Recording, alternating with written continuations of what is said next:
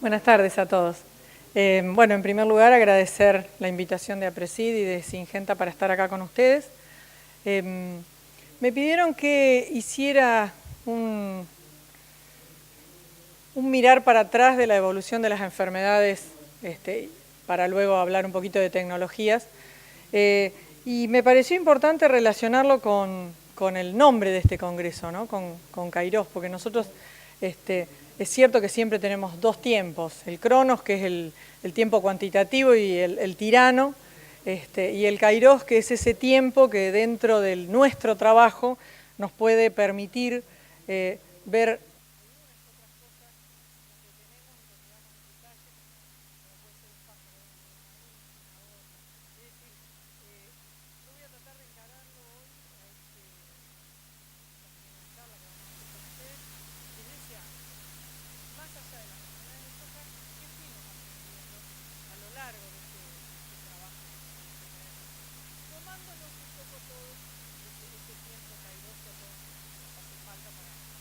y para aprender. A ver si esto es al revés. Sí. Cuando hablamos de fungicida, cuando hablamos de enfermedades de soja, siempre la pregunta es ¿qué aplicar? Y en realidad esto se queda un poco corto y tenemos que buscar otras preguntas. ¿Cómo? ¿Para qué? No hay enfermedad, no hay fertilizantes, ¿cuándo? ¿En qué momento? Buscar un poquito más de preguntas que solamente inquietan. Y como en esa foto que está ahí todos, digamos para distintos lados y a veces eso hay bastante. Entonces no viene mal recordar, tener un tiempo para recordar algunos conceptos muy puntuales y uno de esos, no digo nada nuevo, pero acá hay mucha gente joven que tal vez iba al jardín cuando empezó a crecer, pero bueno, viene bien tener en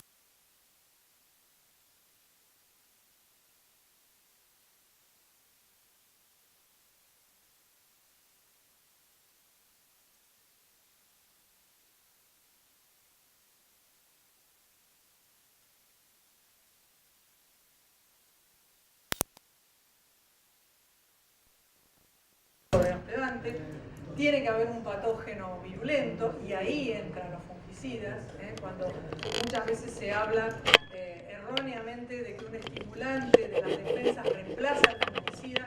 Piensen que estamos en dos puntos totalmente distintos de ese triángulo de la enfermedad. Estamos trabajándolo mal con ese concepto.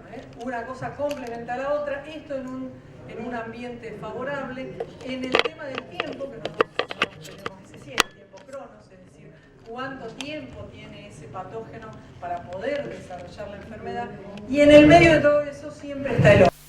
El hombre para agrandar ese tiempo, para achicar ese tiempo, para trabajar mal,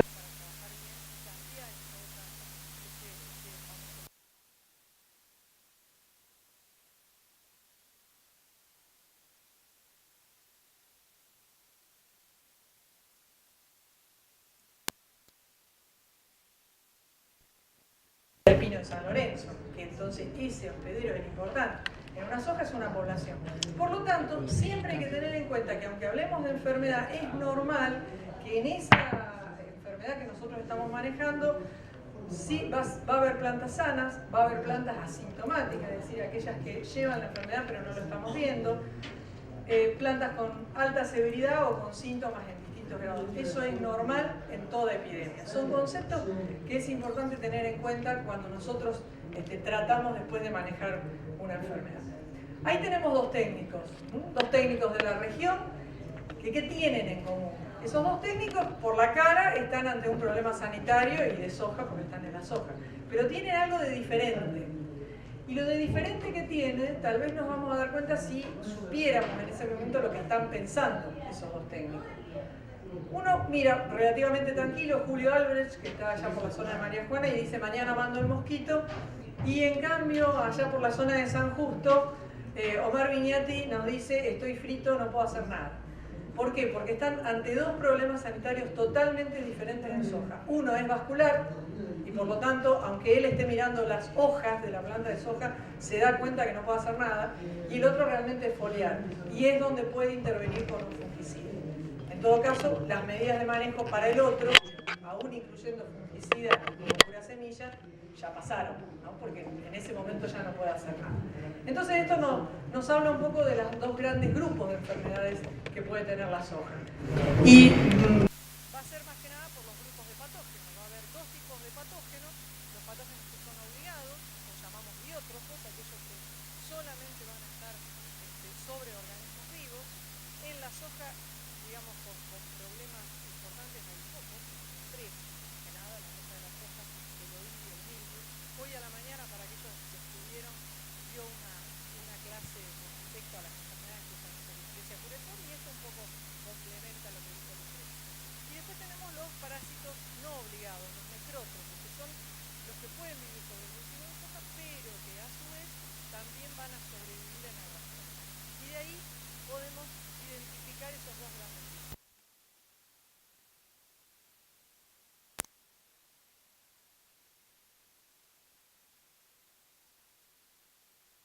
Otro concepto que es interesante tener en cuenta, que tal vez todos lo vieron cuando usaban fitopatología, y es el concepto de patogénesis.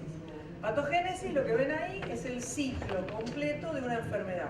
La patogénesis incluye cambios en el hospedante y cambios en el patógeno. Y normalmente decimos que empieza cuando ocurre la inoculación natural, es decir, cuando patógeno y hospedante se ponen en contacto. Pero fíjense que como es un ciclo, esto es muy importante tenerlo en cuenta. Antes incluso de tener nosotros la enfermedad, ese ciclo viene de algún lado, y hubo un inóculo primario que puede estar en el suelo, que puede estar en el rastrojo o que puede estar en la semilla. La patogénesis tiene un momento de tiempo que es lo que llamamos incubación, también en las enfermedades humanas, que va desde el momento de la inoculación hasta que aparecen los distintos síntomas.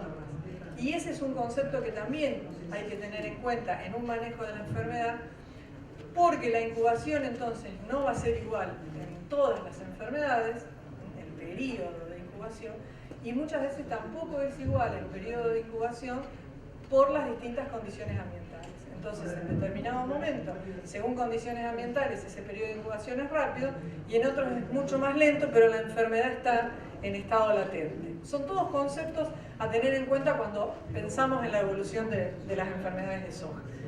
Dentro de ese ciclo de una enfermedad hay una clasificación que tampoco tenemos que dejar de lado, que es la clasificación entre patógenos monocíclicos y patógenos policíclicos. Los monocíclicos son aquellos que cumplen un solo ciclo de vida, en el ciclo de vida de la enfermedad.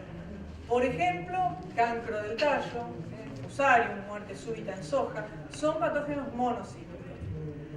Ahí podemos intervenir en el medio de esa enfermedad con un fungicida foliar. No, primero porque son vasculares y luego porque son monocíclicos, o al revés, pero no podemos intervenir.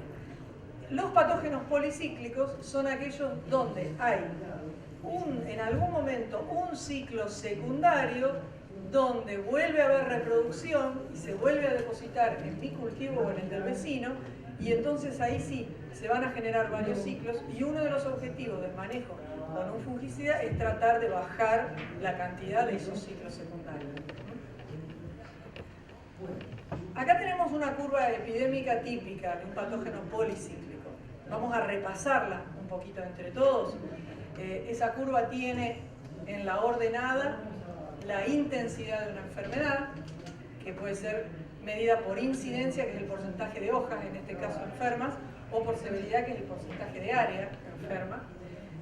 Va a tener una intensidad inicial la enfermedad, que se conoce como I0. En la otra punta, a medida que avanzó la enfermedad, vamos a tener a IF, que sería la intensidad final de esa enfermedad. Y en el medio, yo lo marqué ahí, pero hay varios lugares donde lo podemos marcar lo que se llama tasa de incremento de la enfermedad. Esa tasa de incremento de la enfermedad es la relación entre dos fechas, en lo que va incrementándose la enfermedad entre una fecha y la otra. esa es la tasa que nosotros vamos a tratar de bajar, esa pendiente es la que vamos a tratar de bajar con la intervención de un fungicida. ¿Podemos bajarla acá? Sí, podemos bajarla ahí. Ya tenemos un montón de enfermedades. Podemos bajarla acá, podemos bajarla acá. Eso va a depender del manejo que hagamos, del monitoreo, de la importancia que tiene ese monitoreo para ir viendo dónde está nuestra curva de enfermedad y cuándo podemos intervenir. Y ese es el tiempo cero, el inicio de la epidemia, y el tiempo final de la epidemia. Todo lo que está en el medio es la duración de la epidemia. Esos son conceptos como para repasarlos en un contexto como este. Me pidieron de mirar un poquito para atrás, porque la duración de la epidemia también tiene mucho que ver con mi trabajo. Con el trabajo de monitor, con el trabajo de revisión del cultivo, con las condiciones ambientales, con no dejarse estar. Cuando yo doy las clases de fitopatología estaban los famosos 5 principios de control. Protección es uno, terapia es otro. Ambos principios de control tienen como medida la aplicación de fungicida. Entonces, ¿dónde está la diferencia? La protección es tratar de poner una barrera entre patógeno y hospedante. La terapia, en las personas, en los humanos, en las plantas, es tratar de curar. ¿Cuál sería la diferencia? Acá yo estaría intentando hacer protección, seguramente lo logre, y acá estaría intentando curar. Seguramente logre una parte, pero ya hay una parte de daño. Esa es la gran diferencia en el momento en el que yo elijo para trabajar. Bueno, y entonces vamos a ver un poco, aprovechando este tiempo, Kairos, qué es lo que nos fueron dejando de lado, dejando como enseñanza, digamos, las distintas...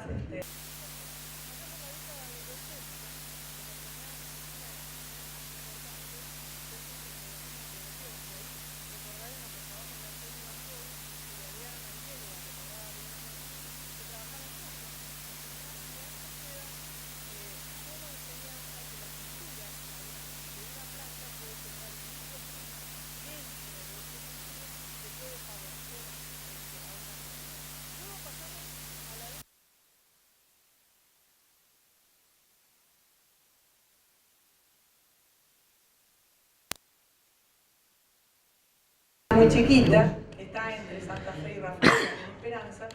Y bueno, los santafesinos nos acordamos gravemente de la década del 90, además de por algunas cosas, por el tema del cancro de la soja. Fue una década muy complicada para el cultivo de soja. Trabajó mucho en esto Rosana Pioli, y en esto hay que ir rescatando a aquella gente que estuvo trabajando en una enfermedad. ¿Y qué aprendimos de eso? Aprendimos, junto con Mercedes, con Norma Formento, con Mercedes Candelli, la importancia de la semilla.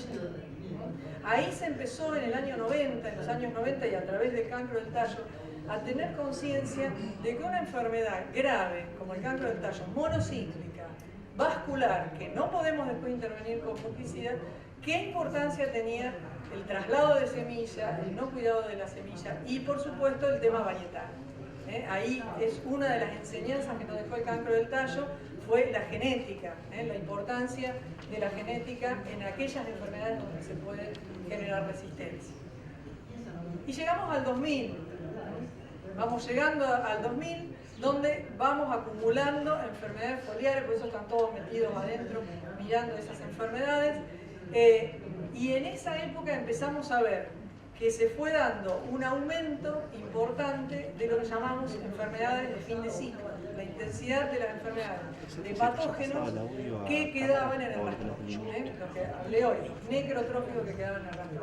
Y ahí hay algunos puntos muy importantes, y fitopatólogos que empezaron a trabajar con los umbrales, se empezó a determinar umbrales concretos para el control de esos patógenos.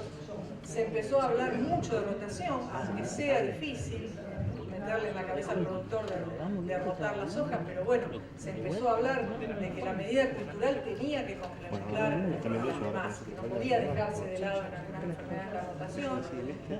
De la mano de Silvia y Stefano se conoció mucho con respecto a variedades, a comportamiento.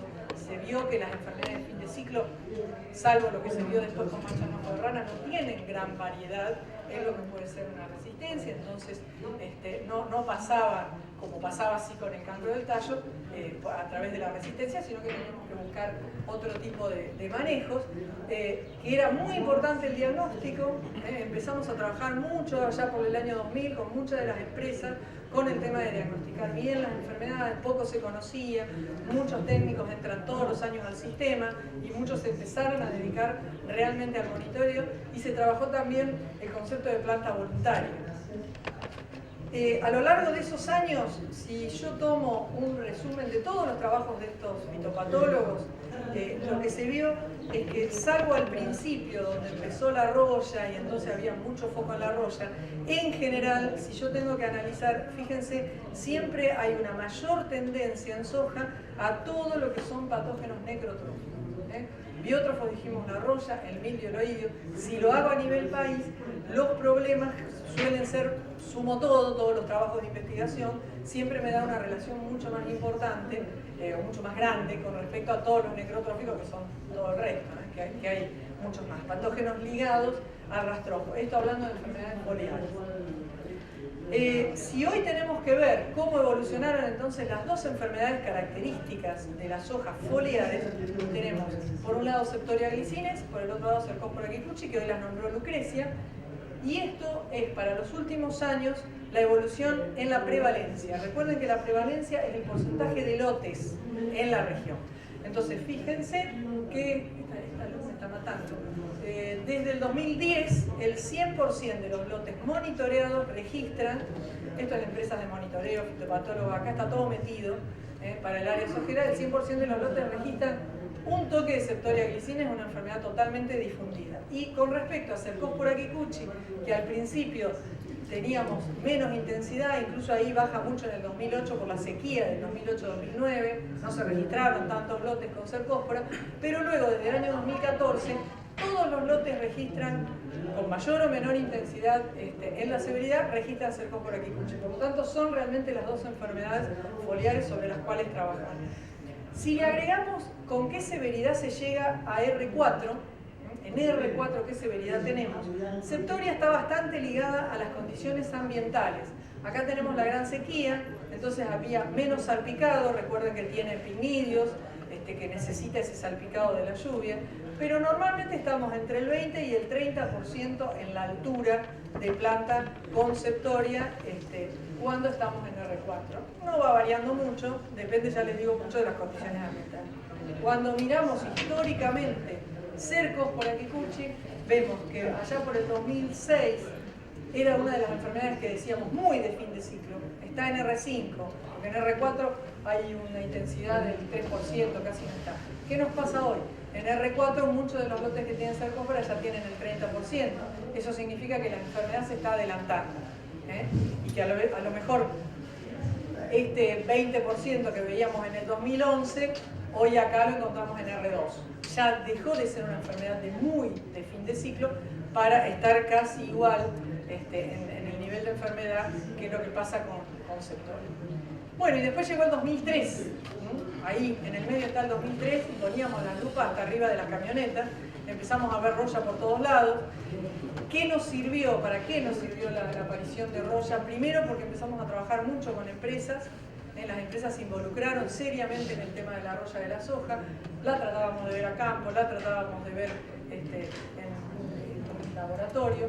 Y también nos unió bastante a nosotros, tal vez de la mano de uno de los investigadores más reconocidos que hay en la Argentina, que es Daniel Plopper, que logró reunirnos a todos los que estábamos por ahí dispersos, trabajar en conjunto y lograr para Argentina esto, que es una escala de severidad para roya que es del 2006 y no perdió vigencia y la seguimos utilizando y sirve. Y realmente eso es lo que nos enseñó la roya, que era una enfermedad estacional de algunas regiones, más importante que otras, que dependíamos de Brasil, y que no era para dejarse estar cuando aparecía la roya. Si vemos justamente una curva de progreso, lo que hicimos hoy, esto es febrero, marzo, abril y mayo, y acá hay porcentaje de enfermedad, y agarré algunos años al azar. Sequía del 2008-2009, la roya fue una anécdota. Inundación de Santa Fe del 2006-2007, la Roya fue un problema, se llevó varios lotes. En el 2015 pasó lo mismo con las grandes lluvias. Y más o menos la Roya va siguiendo prácticamente lo que es una curva de patógenos policíclicos, más chata o menos chata de acuerdo a las condiciones ambientales. Está muy ligado a las condiciones ambientales. Entonces, por ejemplo, decir un 20% de enfermedad, de incidencia, de porcentaje de folíolos, y prácticamente en el 2008-2009 llegó en mayo, y nos acordamos de la Roya. En otros años, como el 2006-2007 y también ahora en el 2015, en la segunda quincena de febrero teníamos para algunos lotes de Santa Fe, de Entre Ríos, ese 20%. Y el 40% ya es una enfermedad que se hace difícil de controlar. Difícil de controlar. Entonces, depende muchísimo de los momentos, de las condiciones ambientales. Y las zonas son prácticamente hoy NOA y el litoral. No es una enfermedad para Buenos Aires, para preocuparse, pero sí, si se fijan en estas fechas, es una enfermedad ligada a sojas de segunda. Eso es lo otro que aprendí, a ciclos largos y a sojas de segunda. Ahí tenemos lo que podría ser una protección y esto es lo que muchas veces se hace en nuestra zona. Estoy hablando por el litoral, donde se siguen cometiendo errores con respecto a la Roya de la soja, subestimándola. ¿Qué hacemos? Aplicamos en la segunda quincena de marzo. Tardísimo. No vale la pena. Teníamos las enfermedades de fin de ciclo mucho antes también. Eso tenemos que seguir ajustándolo. Ahí en aquellos años surgió el proyecto Centinela, que fue un proyecto que armó Singenta con la red de fitopatólogos y con Eduardo Sierra, y que lo que hacía era involucrar las perspectivas climáticas junto con las epidemiológicas y analizar todas las semanas, largar algún pequeño informe, cada uno en su zona, ayudado por Eduardo Sierra con el tema de un diagnóstico certero del clima. Ese sistema permitió prevenir, si se quiere, la aparición o la importancia en las distintas zonas de roya, de mildiu, de cercospora kikuchi. En algunos lados el sistema decía puede haber riesgo de muerte súbita y luego apareció a la semana, bacteriosis en la zona de Entre Ríos, fitóstora y macrofomina en la zona de Córdoba para los años secos. El sistema nos ayudó bastante a avisar que podía haber problemas de macrofomina. Digo, nos ayudó. Por supuesto en Córdoba estaba toda la gente de la Católica y cada uno en su zona trabajaba y eso es lo que tuvo de bueno. Y también permitió no aplicar fungicida en vano, porque para toda la zona de Balcarce y Tandil sirvió mucho para decir no están dadas las condiciones de roya en este momento. El sistema también sirvió para eso, no solamente para alertar con la enfermedad y vender fungicida, sino para tratar de ser serios y decir cuando no valía la pena porque no iba a aparecer roya, por ejemplo, y a lo mejor no había enfermedades de fin de ciclo. Básicamente se trabajó mucho sobre la roya, pero ahí a modo de recordatorio está que sirvió para las otras enfermedades. Otra cuestión interesante del sistema es que le agregamos 1 o 2 años el proyecto de asintomáticas. Asintomáticas, recuerden cuando vimos la patogénesis.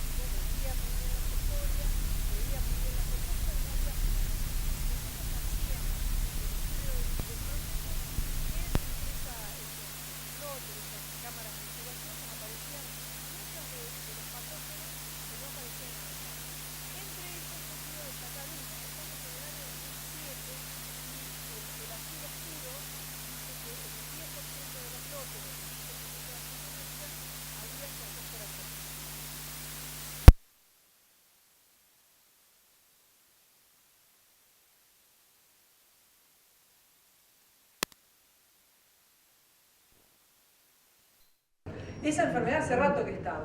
Tal vez no había llegado a los límites, a tener la cantidad de inóculos suficiente para desarrollarse. Entonces el año 2008 y 2009 nos dejó varias enseñanzas. Primero que una epidemia que no fuera roya también era grave, había que controlarla. La uniformidad varietal era un error que había que cuidar, que no todo fuera la misma variedad. nos dejó también como enseñanza los distintos niveles de pérdida de acuerdo a las distintas resistencias de los materiales que había, porque es una de las pocas enfermedades del fin de ciclo donde sí hay resistencia varietal. Entonces las pérdidas fueron del 11% con bajo nivel de mancha en ojo de rana, de 17 en un rango de 6 a 34 en los cultivares intermedios, y ahí se cae del mapa de 26 y hasta 40 y 50% en aquellos materiales que Silvia Di Stefano ya había catalogado, y ahí la importancia de trabajar en grupo.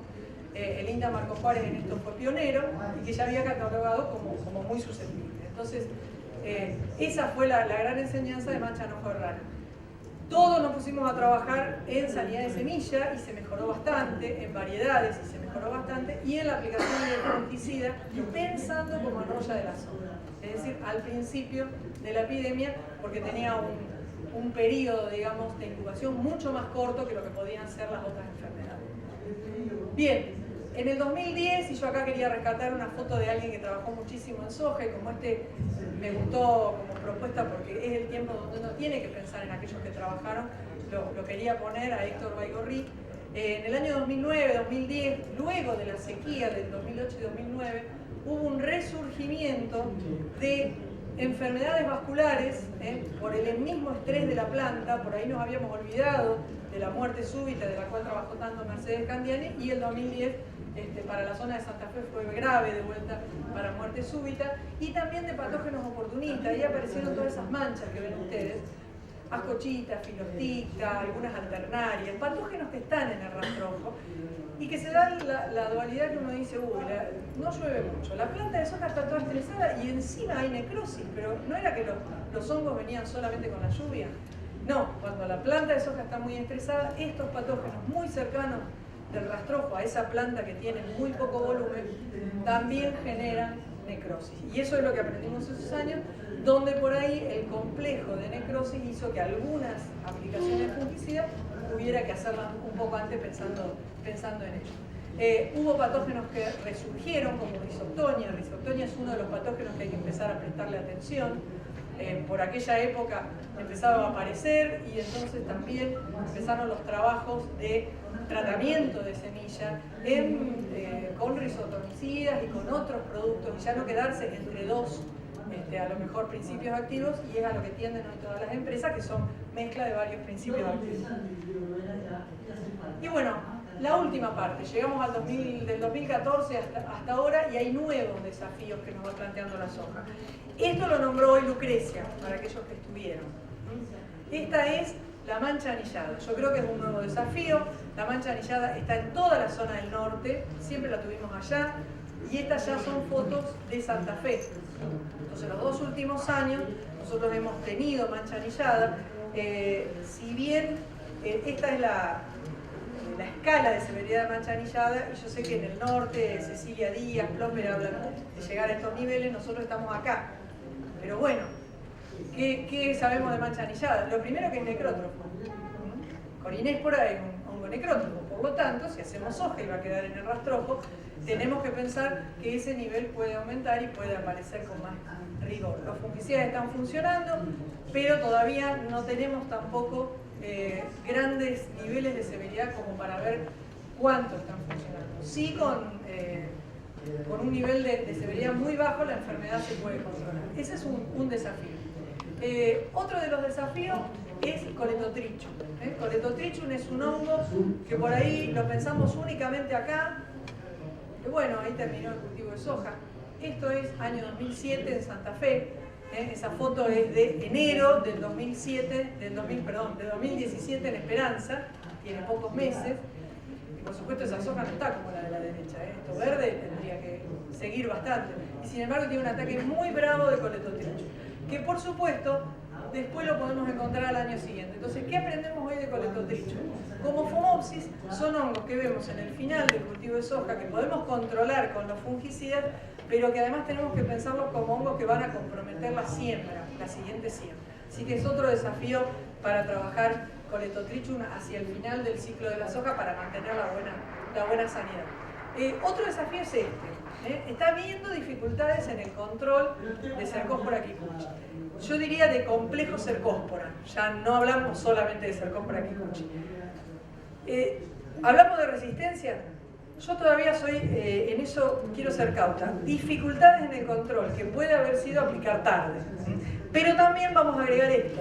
Hay dificultades en el diagnóstico, está habiendo dificultades en el diagnóstico, por una cuestión muy sencilla. Nosotros estamos todos acá muy acostumbrados a la foto de la derecha. Sin embargo, esto que está a la izquierda es Cercospora. Eso que está a la izquierda es Cercospora kikuchi. Este año hubo una presencia de síntomas diferentes, bastante distintos. Si uno lo analiza, saca las hojas, las pone en medio de cultivo, aparecen los conidios de Cercospora, es Cercospora. Si uno lo analiza también con más detalle y lo saca del campo, se ve cierta coloración violeta. Pero al técnico que lo está manejando, por ahí se le mezclan bastante porque está buscando más este tipo de síntomas muy, muy característico, y lo que está pasando es esto. Eso es Cercospora kikuchi. Este es un ensayo donde está tratado y testigo. Discúlpeme, Singenta, pero este es un ensayo de BAF, para que vean que yo no trabajo con una sola empresa, y como dijeron hoy, soy en todo caso, no sé cómo dijeron, experta externa o asesora externa, ¿no? Y no estoy dentro de una empresa. Entonces quise poner también trabajos que estamos haciendo. Pero eso es importante, el diagnóstico de Cercospora hay que apuntarle de vuelta, es un desafío que vamos a tener ahora para el año 2018. Y bueno, y me pidieron también que hable muy brevemente de la tecnología disponible. La tecnología disponible, hablamos de algunas medidas, vamos a hablar de fungicidas. Ahí tenemos un conidio de nuestro amigo Cercospora sogina, la mancha en ojo de rana, para ponerlo nomás. Y hacemos un breve paneo de los fungicidas. Por sus mecanismos de acción van a estar aquellos que inhiben la síntesis del esterol, que es un compuesto de la membrana de los hongos. Eso es una forma, un mecanismo, por eso lo puse afuera, digamos, no porque sean de contacto, sino pensando en el hongo, porque actúan a nivel de la membrana del hongo. Ahí tenemos, por ejemplo, los triazoles. Después tenemos el grupo de fungicidas que interfieren en la división celular del hongo. Podemos meter esa cruz adentro. Por ejemplo, los benzimidazoles. Y después tenemos los grupos de fungicidas que inhiben la respiración celular. Ahí vamos a tener todos.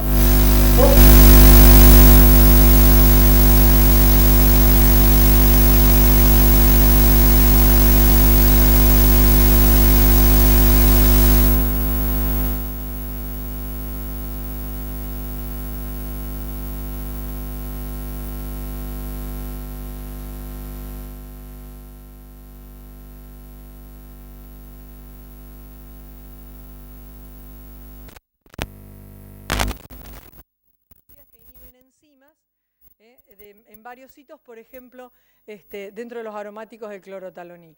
Eso es hoy un poco el panorama. Yo no me voy a poner a hablar ni de uno ni de otros.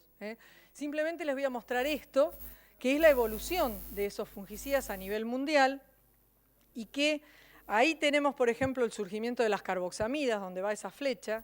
Así que varios de nosotros estábamos en el jardín, allá por 1966, o ya estábamos en la escuela primaria.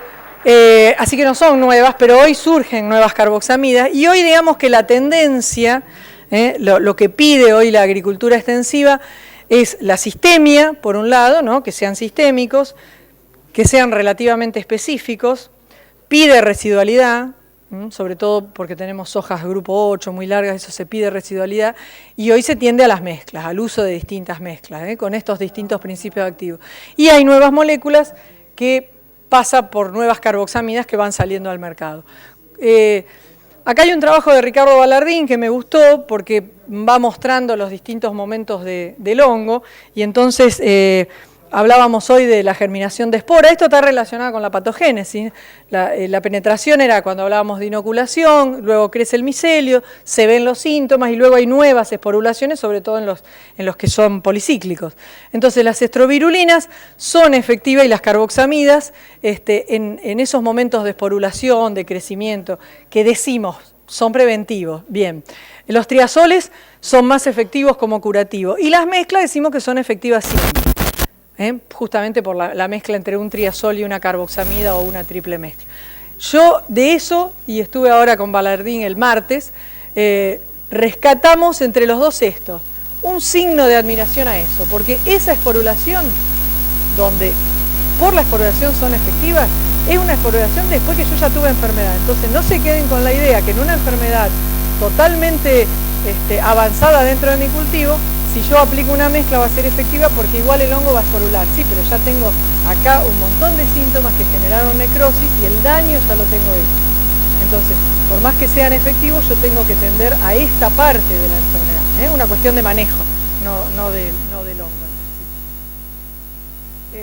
Y otra cosa que me interesó mucho es que él habla del costo fisiológico, ¿no? Del costo que puede tener una planta por un fungicida aplicado muy tardíamente. Aunque no sea la estrobilurina, no estamos hablando del efecto verde de la estrobilurina, estamos hablando de que un fungicida también tiene que entrar en la planta, se tiene que acomodar y la planta tiene que responder. Y él muchas veces critica en una aplicación muy tardía de fungicida que estoy poniendo un costo fisiológico, ahí le estoy agregando un costo a la planta, que la planta, además de estar llenando granos, si lo aplico muy tarde al fungicida, va a tener que responder a ese producto que de alguna manera es externo a la planta y tiene que acomodarse a ese producto, y él lo denomina costo fisiológico, y me pareció interesante ese término para tenerlo en cuenta. Acá voy a compartir un trabajo que hicimos para el Congreso de Fitopatología con una nueva carboxamida que tiene Syngenta, más que nada viendo la relación en este caso con los rendimientos con respecto al control de Septoria glicines, donde ahí tenemos el testigo, acá tenemos el testigo sano que tenía más aplicaciones de fungicida, y vemos como una aplicación tardía de ese producto está bastante cerca del testigo, una aplicación muy cercana ya a un llenado de grano, mientras que las aplicaciones entre R1 y R3 son aplicaciones que nos permiten una buena ganancia en rendimientos y que está bastante relacionado a su vez en el caso de Septoria. Cuando la enfermedad en cambio es la primordial, es Cercospora kikuchi como enfermedad predominante, vemos algo parecido. Estos son dos ensayos, el rojo es un ensayo que se realizó con un alto nivel de Cercospora kikuchi, tenía bastante, llegó a 60% el testigo. Y el otro se realizó con un bajo nivel, es decir, llegó al 30 y piquito por ciento, 38%, entonces uno dice, bueno, a lo mejor no funciona igual. En ambos resultados, nosotros lo que tenemos que ver en este tipo de gráfico es la diferencia entre lo que marca el testigo y esta especie de telaraña. Las mayores efectividades eran para aplicaciones tempranas de esos productos, carboxamidas con triazoles o triples mezclas, y cuando vemos en un nivel menor también se repite el mismo tipo de tendencia, así que es importante tener en cuenta eso. Y cuando vamos a los rendimientos, lo que está en rojo es el rendimiento puntual, lo que está en verde es lo que mejoró con respecto al testigo. En realidad vemos que mejoraron todos, pero si vemos el promedio de mejora, para ambos tenemos que hay un 13% de mejora en los rendimientos con aplicaciones en R3 y se cae al 3% con las aplicaciones tardías. De todas maneras, eso nos da una plasticidad. Los productos son plásticos, si no nos daría 0. Pero nosotros somos acá el que está haciendo mal las cosas. Nosotros técnicos no tenemos que estar recomendando esto, tenemos que estar situándonos en estos momentos en la aplicación de ese tipo de productos mezclas. Bien, tiempo de pensar y ya para dejarlos. Es el tiempo de pensar que las empresas están ante nuevas herramientas, sacan nuevas herramientas, en este caso será una de Syngenta, pero todas las empresas están buscando nuevas herramientas. Ante nuevas herramientas, nuevas moléculas, nosotros podemos, como técnicos, darle la espalda con situaciones técnicas adversas y entonces la nueva herramienta se cae rápidamente. Tenemos que cuidar las moléculas que van apareciendo. ¿Cómo cuidarlas? Decidir la aplicación con nivel bajo de enfermedad es una forma de cuidar más la molécula, porque yo tengo todavía una población baja. Entonces va a ser más eficiente el fungicida. Rotar esos principios activos. Acá en la Argentina es poco lo que se hace de 2 aplicaciones o de 3 aplicaciones, ¿no es cierto? Muy poco. Pero de todas maneras, si hago 2 aplicaciones, es interesante tener una estrategia que rote esos principios activos. Hacer un manejo integrado de los problemas, porque en los agujeros, eso que quedó en la foto, yo no sé si había mancha en ojo de rana. Capaz que como monitor pongo 0 de mancha en ojo de rana y había un montón. Y no lo estoy viendo. Entonces no tiene sentido no cuidar una plaga y cuidar una enfermedad. monitorear antes y después del fungicida. Es importante después ver si el fungicida duró 10 días, 15 días, 20 días, 40 días. La persistencia en los fungicidas es interesante, pero no la vamos a poder medir si nosotros después de aplicar nos vamos rápido y decimos, bueno, ahora por 30 días estoy hecho. Hay muchos fungicidas que a lo mejor hubo un error en la aplicación y el mejor fungicida mal aplicado se convierte en el peor fungicida, eso tenemos que controlarlo. Y por supuesto, eso también es una foto de Santa Fe, de alguien que está aplicando en este momento, y bueno, la verdad que las condiciones de aplicación son bastante deficitarias, ¿no? Y vuelvo atrás. No subestimar el inóculo primario, porque acá no se olviden que siempre estamos hablando de inóculo secundario. Cuando hablamos de fungicidas foliares, en ningún momento estamos hablando de inóculo primario. El inóculo primario estaba en el suelo, en la semilla, en el rastrojo, en el curado de las semillas, en la variedad que elijamos, en la rotación, en otros lugares. No nos tenemos que olvidar de eso. Bueno, y finalmente, como es tiempo de pensar y es tiempo Kairos, yo quiero rescatar la revalorización del trabajo en equipo.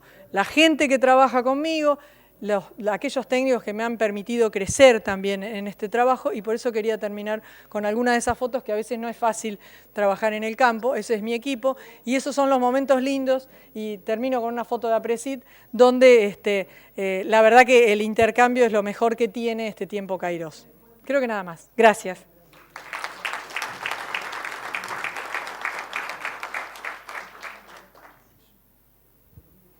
Bueno, si alguno tiene alguna pregunta.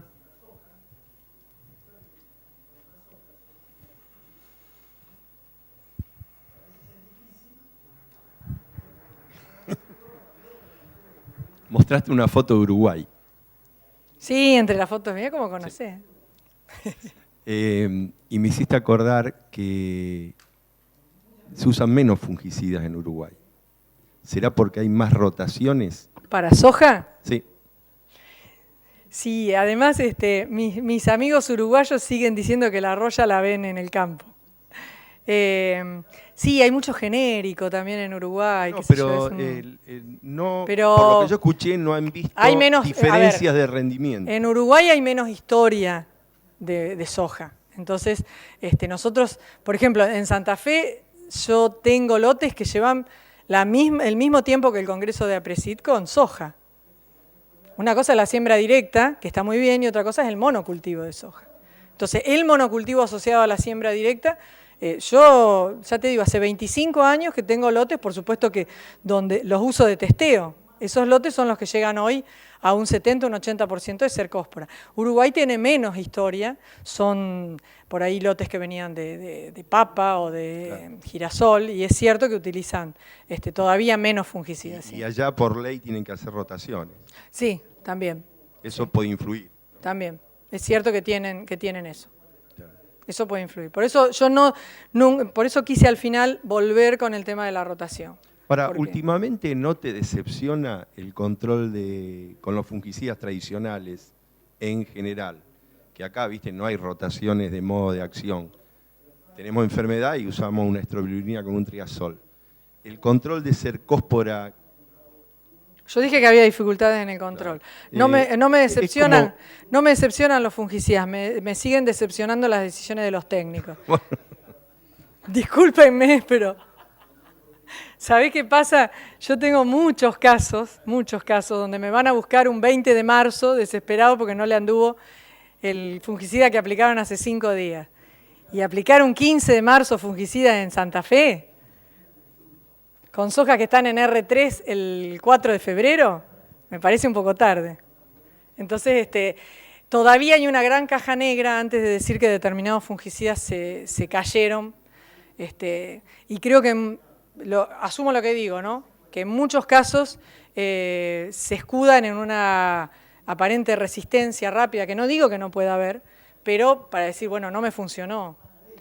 Pero cuando uno por ahí trata de recuperar los datos para una pequeña historia clínica del lote, y hay subdosis, muchos. Hay, para nombrar a la gente que está acá, hay Amistar Esta aplicado a 160 centímetros cúbicos, hay Ópera aplicado a 90 porque les pareció que, bueno, entonces no, tampoco podemos hablar mucho de eso, ¿no? por no decir todos los, pero yo tengo muchos casos de eso que por ahí después me toca ir a medio a apagar el incendio, correr a ver qué pasó, y es muy difícil rescatar a veces que realmente vos digas, está todo bien y no anduvo el fungicida. Por ahí hay el agregado de algún coadyuvante al doble, a lo mejor, de lo que la misma empresa decía del adyuvante. Entonces, si pasó algo ahí, por eso me gustó tanto lo del costo fisiológico de Balardín, porque es un concepto interesante que tenemos que incorporar. Tampoco es cuestión de meterle a la planta cosas es decir, el fungicida va a actuar sobre el patógeno, pero bueno, tiene que entrar en la planta. Si yo uso una sobredosis, los 500 centímetros cúbicos de tebuconazol en trigo, y sí, se sigue haciendo, en mi zona se hace. Por ahí más barato, agarro en vez de agarrar uno de Bayer que sea caro, agarro este otro que es muy barato y le mando el doble. Hay que tener cuidado con eso. Discúlpenme por los conceptos. No. Viste, cuando ya uno está medio en la curva de la edad que se está por jubilar, dice cosas que a lo mejor no gustan. Margarita, acá. Sí. No, yo soy uruguayo.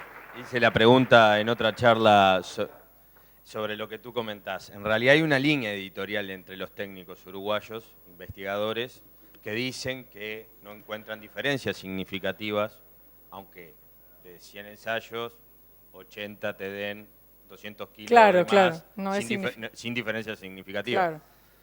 También voy a las chacras, trabajo en una empresa de agroquímico, o sea, el costo del agroquímico en Uruguay es muy barato, el genérico, o sea, no es un problema, claro. No sería un problema. Y por otro lado, en las chacras ves incidencia de enfermedades. Sí, por supuesto. Y en algunos casos mucho. Sí. Y hay técnicos que por esa línea editorial no hacen la aplicación. Claro. Yo te iba a preguntar eso mismo. Es una lucha. Ya escuché tu contestación. Yo soy de los que, aunque no haya diferencias significativas, opino que si sistemáticamente siempre hay una diferencia positiva, a veces tenés que salir de ese es un punto muy importante, porque una cosa es estar haciendo un trabajo de investigación para una tesis, para un doctorado, para una facultad donde vos ves diferencia estadística, significativa o no. Lo otro es tener 200 o 300 kilos de un trabajo, de un ensayo, de lo que sea, pero para el que está en el campo no será estadísticamente significativo, pero es importante. Eso que decís es muy importante. Sí. Y el costo, en el caso de los genéricos, es barato, entonces en realidad te rinde.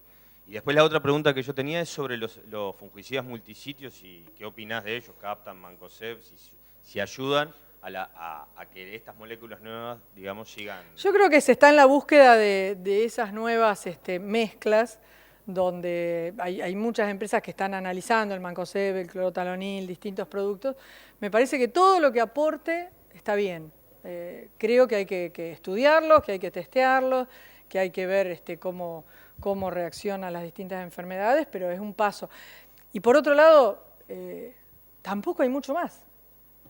A ver, busqué muchas más moléculas muy diferentes. Tenemos que entrar a jugar con lo que hay. Nosotros como técnicos, los que no estamos en las empresas, los que no somos químicos, tenemos que ayudar nosotros con las decisiones de manejo, porque eso también es importante. Porque si no, vos viste que para sacar una nueva molécula son 10 años, 12 años, ¿no es cierto? Son muchos años. Entonces después, si una mala decisión de una aplicación muy tardía o de 3 aplicaciones muy seguidas hace caer todo ese trabajo en 2 años que una molécula de golpe no controle, creo que hay una responsabilidad de todo el resto, ¿no? No solamente de esa empresa. Y eso también por ahí está pasando.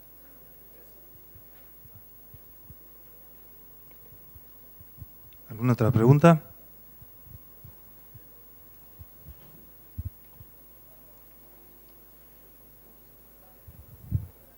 Hola, sí. Hola. ¿Tenés experiencia con el agregado de fosfitos?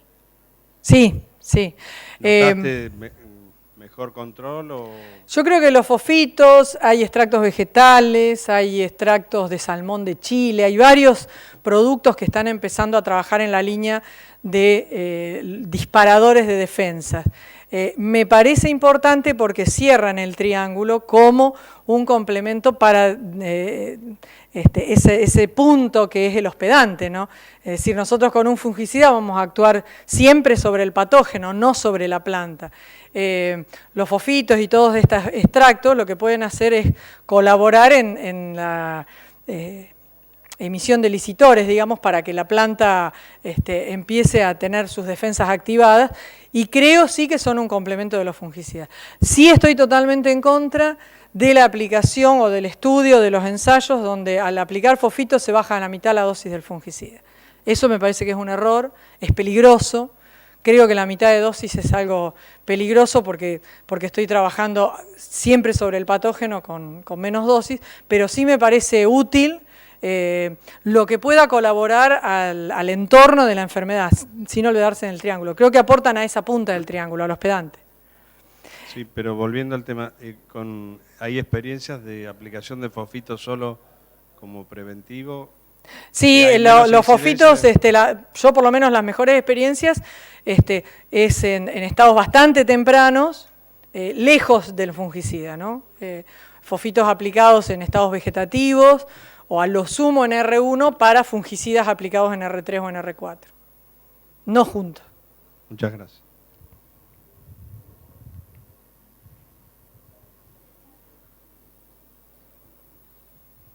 Bueno, le agradecemos a Margarita. Muchas gracias. Muchas gracias a ustedes.